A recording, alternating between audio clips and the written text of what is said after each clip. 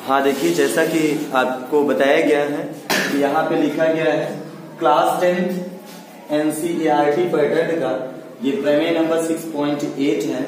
और सबसे पहले इस प्रमेय के बारे में हम आपको बता दें कि यह प्रमेय लगातार अपने इस बोर्ड के एग्जाम में लगातार पूछा जा रहा है। और यदि प्रमेय नहीं आती तो इसका क्वेश्चन आना तय होता है। और लगभग समझ लीजिए एग्जाम के पॉइंट ऑफ व्यू से देखा जाए तो यह आपके इस पूरी टोटल प्रमेय जो आपकी ट्रायंगल रिलेशन है, इस प्रमेय का सबसे इम्पोर्टेंट प्रमेय है। और हम लोग आज इसको इस टाइप से पढ़ लेंगे क्योंकि दोबारा इसको अब ना पढ़ना पड़े। मतलब ये पूरी तरह से तैयारी के हिसाब से देखिए। सबसे पहले हम इस प्रमेय का नाम जो है वो क्या है, किसी समकोण त्रिभुज की सबसे बड़ी भुजा। अच्छा, समकोण त्रिभुज की जो सबसे बड़ी भुजा होती है इसके स्थान पर वो कर्ण कर सकता है। लिखा है किसी समकोण त्रिभुज की सबसे बड़ी भुजा का वर्ग शेष दोनों भुजाओं के वर्गों के योग के बराबर होता है। इसका दूसरा नाम है, सीधे कर सकता है कि पाइथागोरस प्रमेय सिद्ध कीजिए, या तो फिर कह सकता है कि किसी समकोण त्रिभुज में कर्ण का वर्ग लंब और आधार के वर्ग के योग के बराबर होता है। कहने का सिस्टम बदल सकता है लेकिन क्वेश्चन वही होगा जो यहाँ पे है, चाहे वो सबसे लंबी पूछा, मतलब जिस रूप में यहाँ लिखा गया ऐसे पूछ ले, या तो फिर चेंज करके, लेकिन सबको सॉल्व करने का सिस्टम जो है यही रहेगा जो आपके सामने है। तो सबसे पहले मैं आपको बता दूं कि यहाँ पर जो गिवन पॉइंट है जो दिया जाता है, दिया गया है, उसको हम क्या करेंगे यहाँ पर लिखेंगे। और उससे पहले कि एक समकोण त्रिभुज यहाँ बना लेंगे, जैसा कि हमने बनाया है। एक समकोण त्रिभुज ए बी सी है और यहाँ पे वही लिखा भी गया है कि एक समकोण त्रिभुज एबीसी एक समकोण त्रिभुज है जिसमें बी समकोण है, यह 90 अंश है। अगले पॉइंट में सिद्ध करना है। सिद्ध क्या करना है, उसमें लिखा रहता है, बस प्रमेय इसीलिए कठिन हो जाती है क्योंकि जो पॉइंट लिखा है वो समझ में नहीं आता है। अगर आप ध्यान से देखेंगे कहा सबसे बड़ी भुजा, यहाँ सबसे बड़ी भुजा हम लोग की एसी है। क्या है, एसी है जो सबसे बड़ी भुजा है। तो यहाँ मैंने लिखा है कि AC square equal to R से दोनों का मतलब AB और BC है, तो AB का स्क्वायर प्लस BC का स्क्वायर है, यही हम लोग को सिद्ध करना है। और यहाँ रचना, हाँ यही पॉइंट हम लोग का है कि रचना में जो यहाँ पे एक्स्ट्रा वर्क किया जाता है, मतलब कहा जाए जो गिवन पॉइंट के अतिरिक्त काम करते हैं वही हमारी रचना होती है। और यहाँ पे हमने रचना में क्या किया है, यहाँ जो शीर्ष B है वहां से AB पर BD लंब की जाएगी, जो कि यहाँ लिखा गया है BD जो है AC पर लंब है। तो सबसे पहला काम अब हम लोग इसको सिद्ध करेंगे। तो सिद्ध करने वाले पॉइंट में क्या लिखा जाता है, उपपत्ति। क्या लिखा जाता है, उपपत्ति लिखा जाता है। और इस उपपत्ति वाले पॉइंट में देखें, यस, उपपत्ति में क्या लिखा जाएगा, सबसे पहले काम ट्रायंगल का नाम, ट्रायंगल ABC यहाँ लिखा गया है, एंड ट्रायंगल लिखा गया है ADB, यहाँ दोनों ट्रायंगल लिखा गया। इस दोनों को हम लोग को क्या करना है, समरूप सिद्ध करना है। क्या सिद्ध करना है, समरूप। अच्छा, समरूपता की कंडीशन में क्या होता है, अगर दोनों त्रिभुजों के एंगल हम लोग दो इक्वल कर ले गए तो दोनों त्रिभुज क्या हो जाते हैं, समरूप। देखिए यहाँ पे एंगल A और एंगल A दोनों में आ रहा है, इसलिए यहाँ पे कॉमन है, जिसको हम लोग उभयनिष्ठ भी कहा करते हैं। और एंगल ABC यहाँ पे देखेंगे ऑलरेडी 90 डिग्री है, और ADB यह भी 90 डिग्री है, इसलिए दोनों यह भी इक्वल हो चुका है। और अगले पॉइंट पे हम चलते हैं तो यही लिख देंगे, जब दो त्रिभुजों के दो कोण आपस में बराबर हो जाते हैं तो दोनों त्रिभुज क्या हो जाते हैं, समरूप हो जाते हैं। जो यहाँ लिखा गया एंगल ABC समरूप है एंगल ADB।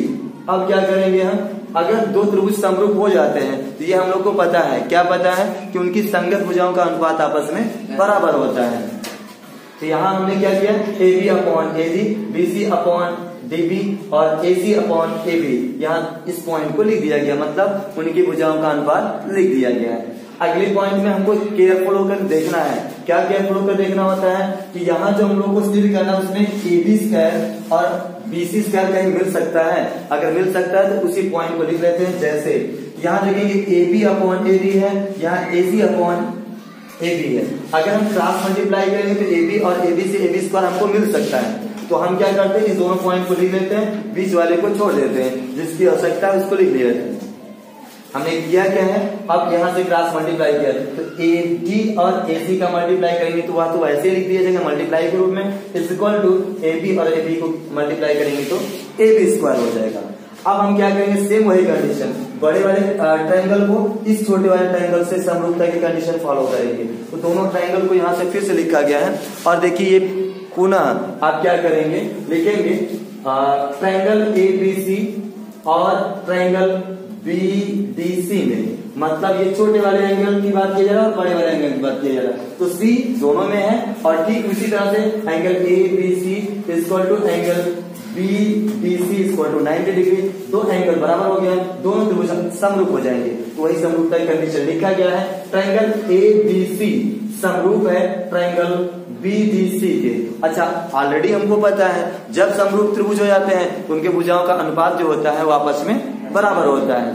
तो हमने क्या कर लिया है, AB अपॉन BD क्या लिखा गया, BC अपॉन DC ये भी लिखा गया और AC अपॉन BC यहाँ लिखा गया। ये लिखना इंपॉर्टेंट नहीं है, इंपॉर्टेंट क्या है, इंपॉर्टेंट ये है कि आपको केयरफुल होकर देखना है इसमें कहां से स्क्वायर बनता दिख रहा है। तो यहाँ देखिए BC और BC को क्रॉस मल्टीप्लाई करेंगे तो हम लोग का BC स्क्वायर बनता दिख रहा है। तो हम पहले वाले को छोड़ देंगे और इन दोनों पॉइंट को यहाँ लिख लेंगे और लिखने के बाद क्या कर लेंगे, वही जो अभी सोच रहे थे, मतलब क्रॉस मल्टीप्लाई कर लेंगे। और कुछ हो ही नहीं सकता है भाई, बीच में बराबर के निशान का मतलब क्रॉस मल्टीप्लाई करना होगा। तो हमने क्या किया है, BC और AC को मल्टीप्लाई करेंगे तो ठीक उसी कंडीशन में रहेगा, मतलब मल्टीप्लाई के रूप में रहेगा, और BC में BC से मल्टीप्लाई करेंगे तो BC स्क्वायर हो जाएगा। तो ये इक्वेशन नंबर आपका सेकंड हो जाएगा। अब हम लास्ट पॉइंट पे पहुंचते हैं, जो हमारे पास इक्वेशन नंबर फर्स्ट और इक्वेशन नंबर सेकंड उपलब्ध है। हम लोग क्या करेंगे, उस दोनों को ऐड करेंगे। यहाँ वही लिखा गया है, equation number first and second को जोड़ने पर, मतलब दोनों को जोड़ेंगे। तो देखिए इक्वेशन को जोड़ने का नियम क्या होता है, लेफ्ट हैंड साइड को लेफ्ट हैंड साइड में जोड़ा जाता है और राइट हैंड साइड को राइट हैंड साइड में जोड़ा जाता है। तो आप देखेंगे लेफ्ट हैंड साइड जो इक्वेशन नंबर फर्स्ट का है वो AB मल्टीप्लाई AC है, जो यहाँ लिखा गया है, प्लस इक्वेशन नंबर सेकंड का DC मल्टीप्लाई AC है, उसको लिख दिया गया है। और फिर right hand side AB square पहले वाले में और BC स्क्वायर आपका सेकंड वाले इक्वेशन में, दोनों को ऐड करेंगे। तो यहाँ देखिए सबसे इंपॉर्टेंट पॉइंट क्या है, AC और AC दोनों में है, AC हमने कॉमन लिया है, AD और प्लस DC यहाँ बचा हुआ है। अब यही इंपॉर्टेंट पॉइंट है कि आप देखेंगे AC को सीधे लिख लेंगे AD प्लस BC, यहाँ लिखेंगे AD प्लस BC को अगर हम ऐड करते हैं तो ये मिलाकर AC बन जाता है। इस दोनों के साथ हमने AC लिख दिया, फिर AC में AC से मल्टीप्लाई कर दिया जाएगा तो AC स्क्वायर हो जाएगा।